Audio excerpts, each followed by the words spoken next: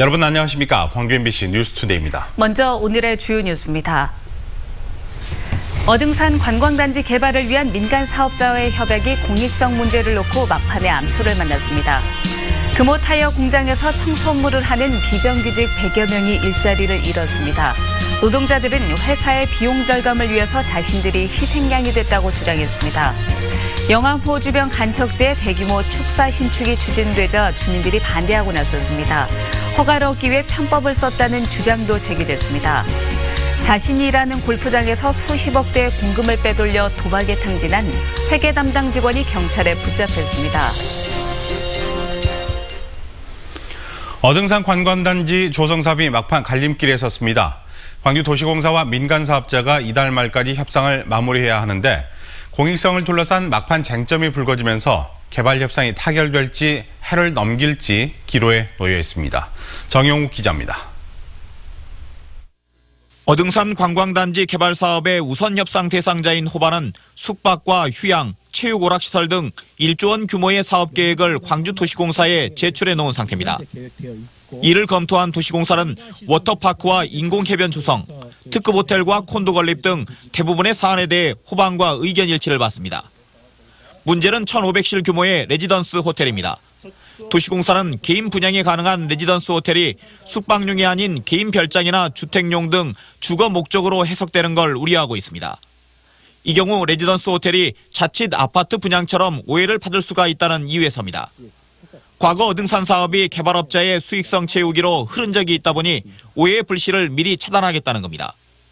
관광단지 개발이라는 측면에서 최대한 공익성을 최대한 확보할 수 있는 안에 대해서 서로 협상을 하고 있는 거예요. 그래서 시간이 걸리는 거죠. 광주도시공사는 레지던스 호텔이 주거용이 아니라는 내용을 협약서에 명시하자며 호반에 공문을 보냈고 현재 답변을 기다리고 있습니다.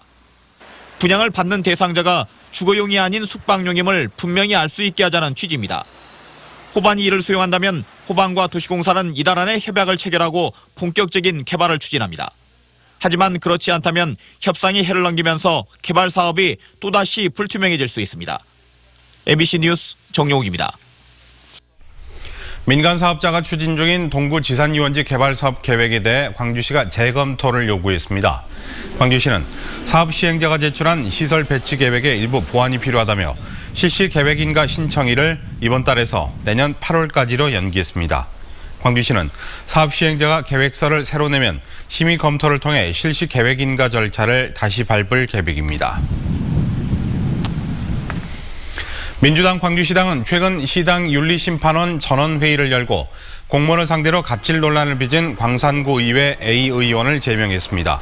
A 의원은 구청 공무원에게 상습적으로 언어폭력을 행사하고 사적인 일을 강요했다는 의혹이 불거져 시당 윤리심판원에 회부됐습니다. 네, 매서운 강추위가 찾아왔습니다. 오늘 나서실 때는 옷차림 따뜻하게 하셔야겠습니다. 오늘 광주의 아침 기온 영하 3.8도로 출발했고요. 한낮 기온은 영하 1도로 어제보다 9도가량 낮은 가운데 종일 영하권 추위가 이어지겠습니다. 이 매서운 추위와 함께 눈 소식도 있습니다. 오늘 밤부터 모레까지 눈이 이어지겠는데요. 우선 내일까지 예상 적설량은 전남 서해안에 최고 7cm로 매우 많은 눈이 내리겠고 광주와 그 밖에 전남 내륙에는 최고 3cm의 눈이 전망됩니다. 특히 무안과 한평, 영광군에는 대설 예비특보도 발표된 가운데 특히 많은 눈이 내릴 것으로 전망됩니다. 미리 시설물 점검 잘 하셔야겠습니다.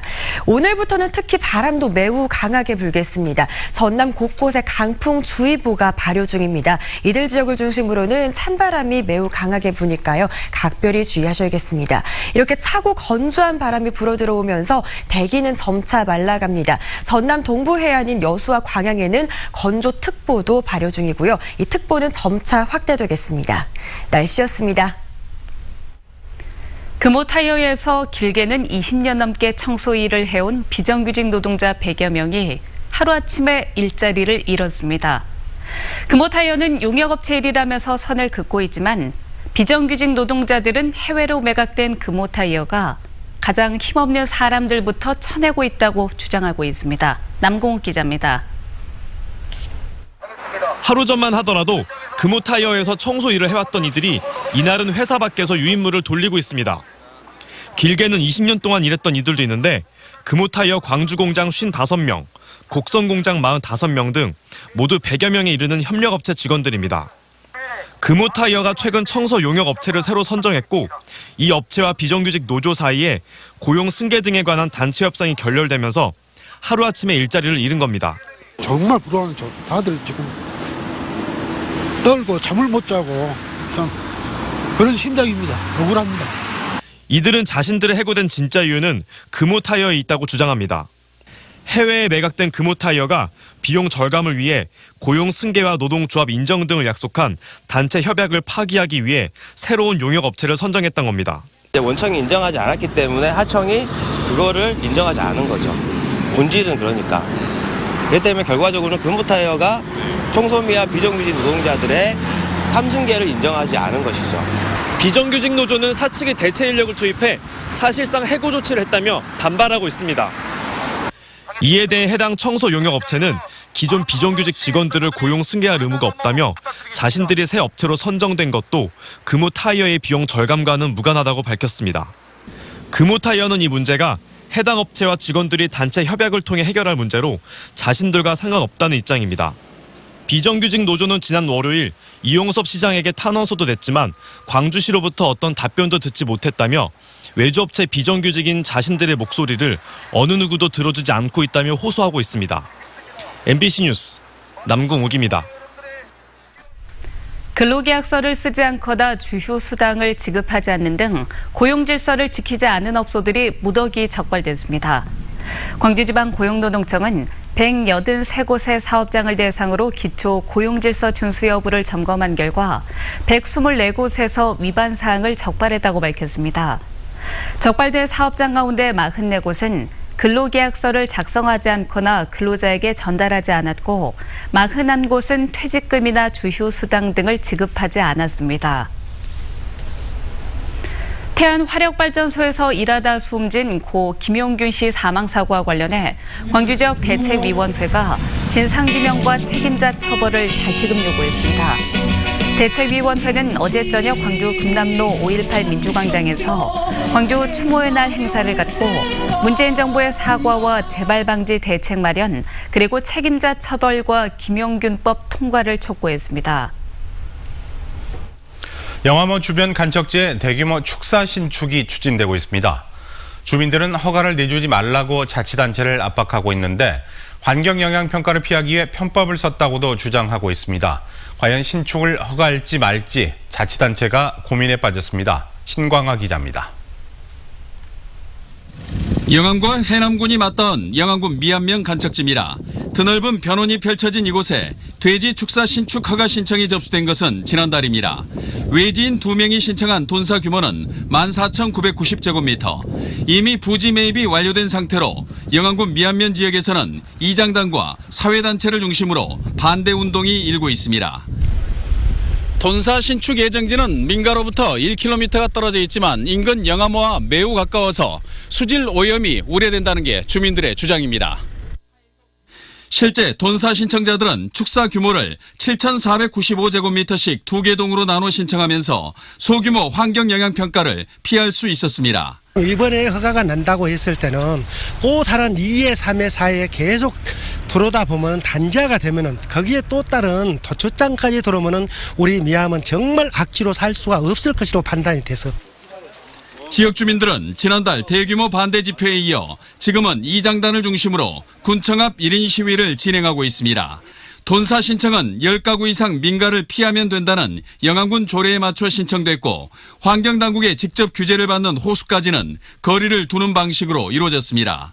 법적으로는 문제가 없습니다만은 앞으로 향해 거기에 영암호도 인접해 있고 환경적으로 어떤 오염이라든지 이런 문제가 있다면 전반적으로 해서 검토할 것입니다.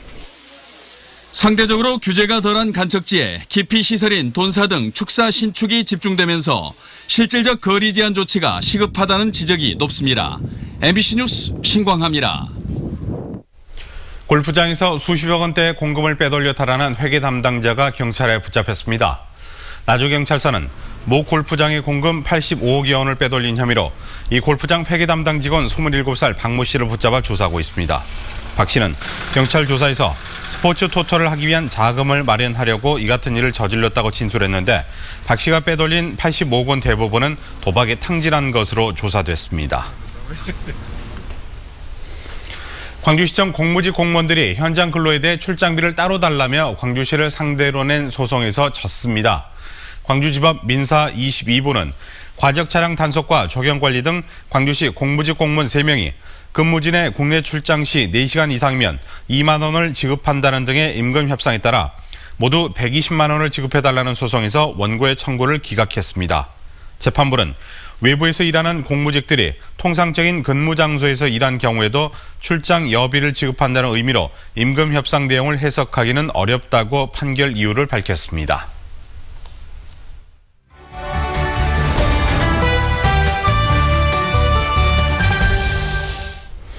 자녀들의 겨울방학을 앞두고 어디를 가볼까 벌써부터 고민하는 분들 계실 것 같습니다.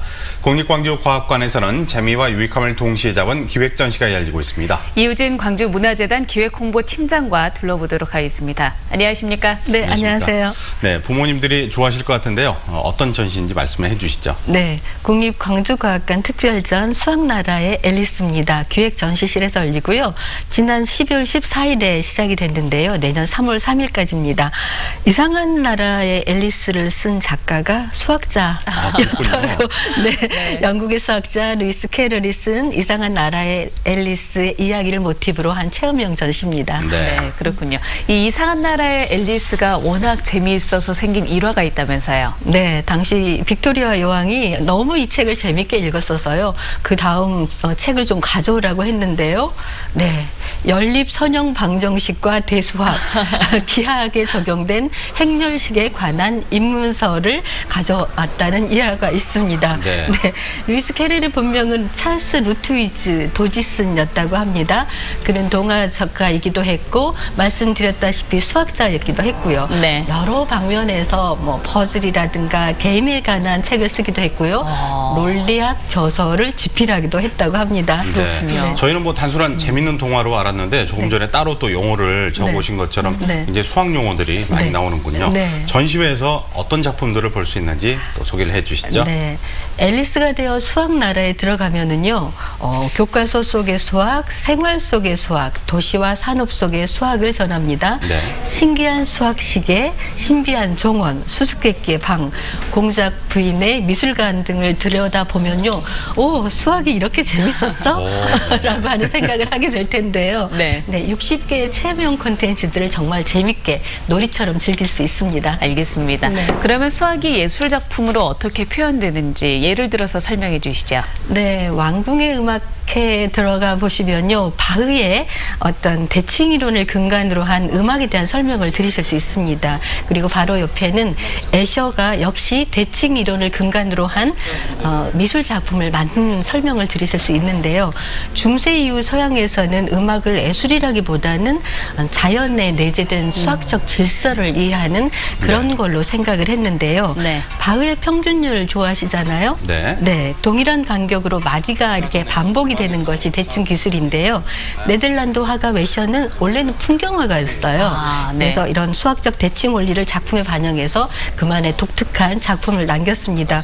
QR코드로 바흐 음악을 좀 더 들어보시고요. 네. 또 애셔의 그림을 좀 더 깊이 감상해 보시면 좋을 것 같습니다. 네. 그렇네요. 네. 자, 이 체험은 강력하게 추천한다라는 체험 어떤 체험이 있을까요? 전시 끝방으로 가시면요. 네, 모차르트의 주사위가 있어요. 네, 모차르트는 2개의 주사위를 던져가지고 거기에 이렇게 그 던진 합을 악보에 옮기면서 미뉴에트를 만들었다고 해요. 네, 지금 나오네요. 자료화면. 네, 그렇죠. 네, 저런 식으로 만들 수 있다. 그렇죠. 예, 예. 네, 영상이긴 하지만 모차르트처럼 주사위를 던져서 작곡을 해보는 건데요. 근데 어떤 경우의 수를 넣어도 정말 아름다운 곡이 나오니까 정말 신기합니다. 네네. 네.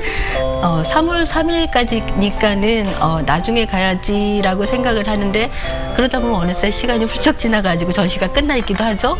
네, 서둘러 가보시죠. 마무리 인사를 좀 해도 될까요? 네. 아름답고 행복한 연말 연시 되시기 바랍니다. 알겠습니다. 네. 저희가 뭐 중고등학교 때는 수학하면은 무조건 공식 외우고 그렇죠. 주입식이고 이랬는데 맞아요. 이렇게 재밌는 체험으로 자연스럽게 배울 수 있다는 게 참 흥미롭네요. 네. 예, 오늘 잘 들었습니다. 고맙습니다. 감사합니다. 감사합니다.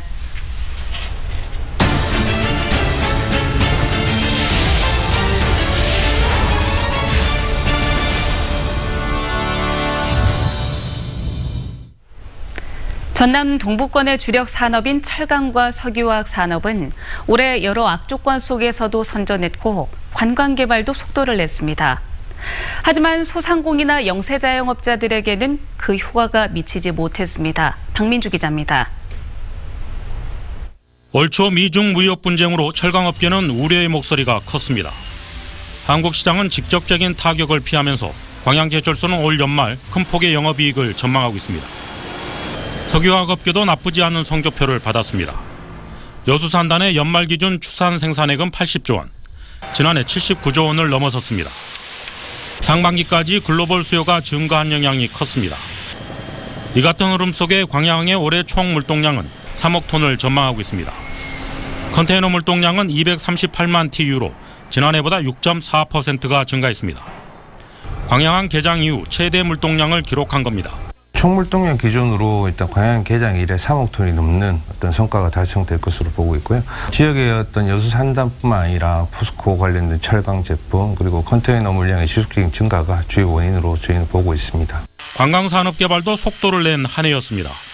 여수 경도는 연륙교 가설을 포함한 개발 변경안이 산자부 심의를 통과했습니다. 계획대로라면 오는 2024년까지 1조 5천억 원이 투입돼 해양 복합 관광단지가 조성됩니다. 하지만 소상공인들은 경기 침체와 최저임금 상승에 따른 고민이 컸습니다. 소상공인들은 영세 자영업을 보호할 수 있는 현실적인 정부 지원책을 기대하고 있습니다. 네, 올 한 해는 불경기로 인해서 소상공인들이 많이 힘들었고 내년에는 그 좋은 정책으로 예를 들어서 일자리 안정자금이라든가 카드 수수료 문제라든가 이런 걸로 해서 우리 소상공인들이 그 많은 힘이 되는 그런 한 해가 됐으면 좋겠습니다. 경제개발의 미니 반영도 이슈가 됐습니다. 광양 세푼상단에 들어서는 중국그룹의 한국법인 알루미늄 공장은 국민 청원으로 이어져 20만 명 이상이 반대 청원에 동참했습니다. 2018년 올 한 해 상승세를 보였던 전남 동부권 산업계. 하지만 국제 수출 시장 변수에 따른 체질 개선과 신성장 동력 발굴은 여전한 과제로 남았습니다.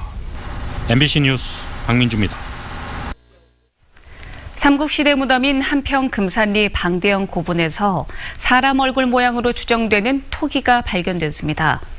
전남문화재연구소는 영산강 유형 마한문화권 개발 사업 일환으로 지난 10월부터 발굴 조사 중인 한평 금산리 방대영 고분에서 인물과 동물 모양을 흙으로 빚은 톡에 인물 식륜과 동물 식륜 조각을 찾았습니다. 일본어로 한이와라고 하는 식륜은 3세기에서 7세기 사이로 만들어진 일본 고분에서 주로 확인되는 유물로 한평에서 발견된 이 토기는 당시 일본과의 교류를 알려주는 자료로 평가됩니다. 광주의 신설경찰서의 예정 부지가 광주 북구 첨단 3지구로 확정됐습니다. 광주지방경찰청은 첨단 3지구 나노산단 조성지역 인근 16,000여 제곱미터를 부지 예정지로 확정했다며 조만간 신설경찰서 설계 용역에 나설 계획입니다. 오는 2022년 신설될 것으로 예상되는 신설경찰서는 중부경찰서나 첨단경찰서와 같은 이름을 결정하는 일과 담당구역 배분의 과제가 남아 있습니다. 영산강 환경청은 광주 전남 지역 자치단체들의 오염 총량 관리 능력을 평가한 결과 16개 자치단체 중 5개 자치단체가 오염 할당량을 초과했다고 밝혔습니다. 영산강 환경청은 오염 총량 관리 평가 결과 담양군과 장성군 등 5개 자치단체가 축산 사육두수 증가 등으로 오염 할당량을 초과했다고 밝혔습니다. 오염 총량 관리 제도는 하천의 목표 수지를 정해서 해당 자치단체가 목표량만큼만 오염물질을 배출하도록 관리하는 제도로 초과할 경우 도시개발 사업의 신규 승인이 제한됩니다.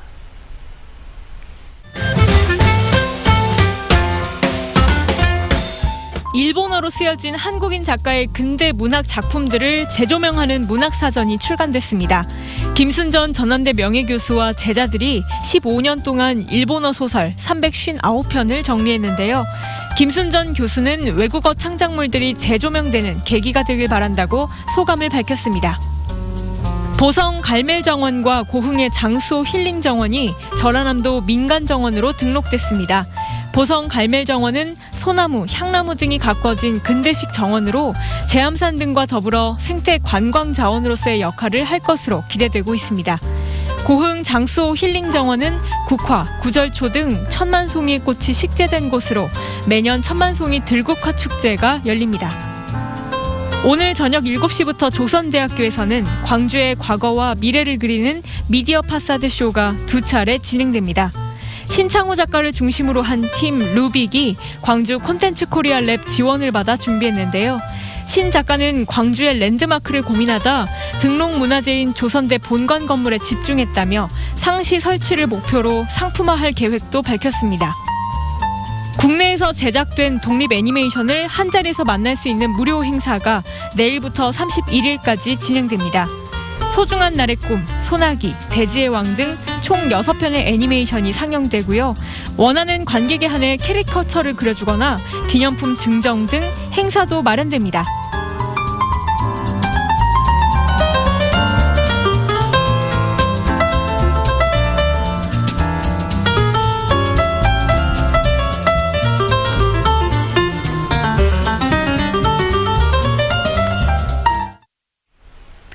다음은 희망 2019 나눔 캠페인에 성금을 보내주신 분들입니다.